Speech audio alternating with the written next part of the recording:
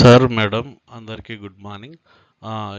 ఇప్పుడు ఆధార్ క్యాంపులు జరుగుతున్నాయి. వాటిల్లో మెయిన్గా ఎంబీయూ పెండింగు వాటి గురించి మనం అప్డేట్ చేయించుకోవాలి పిల్లలవి.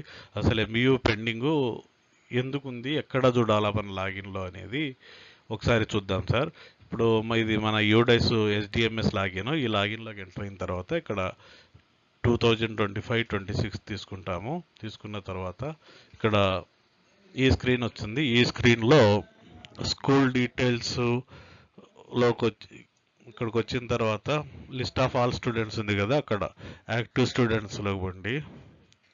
యాక్టివ్ స్టూడెంట్స్ పోతే ఇక్కడ మన స్టూడెంట్స్ అందరు వస్తారు. ఇక్కడ చూడండి లాస్ట్లో ఆధార్ వ్యాలిడేటు. ఇక్కడ ఎంబీయూ స్టాటస్ ఒకసారి చెక్ చేసుకోవాలి ప్రతి స్టూడెంట్ది. ఎంబీయూ స్టాటస్లో నాట్ రిక్వైర్డ్ ఉంటే అవసరం లేదు. ఎంబీయూ పెండింగ్ ఉంటే పిల్లవాడిది ఎంబీయూ పెండింగ్ ఉంటే దాన్ని రీవాలిడేట్ కొట్టాలి. ఒకసారి ఒక పెండింగ్ది చూద్దాము, ఒక స్టూడెంట్ది.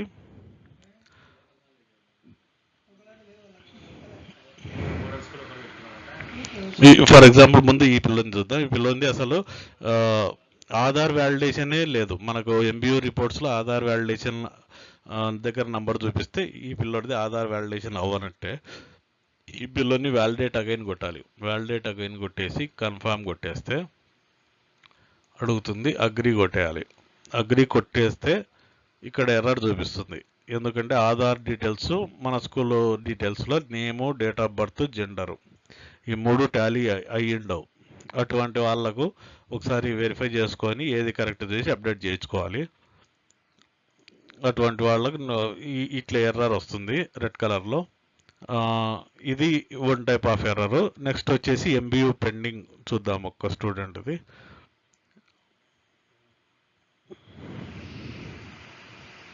ఇక్కడ ఈ ప్లాట్ ఎంబీయూ పెండింగ్ ఉంది.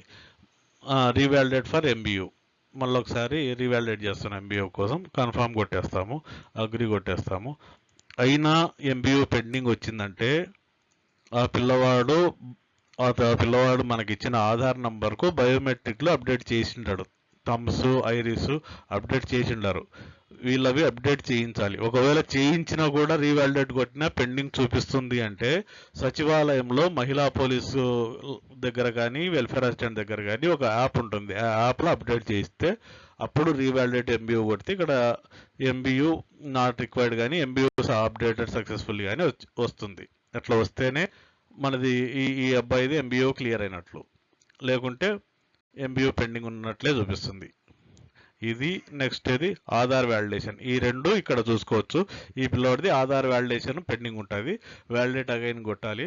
వ్యాలిడేట్ అగైన్ కొడితే ఒకవేళ మన school details Aadhaar details match అవుతే సక్సెస్ వస్తుంది, లేదంటే ఎర్రర్ వస్తుంది. ఈ 2 ఎర్రర్స్ను ఇప్పుడు జరుగుతున్న వాటిలో మీరు వెరిఫై చేసుకోవాలి. Thank you sir.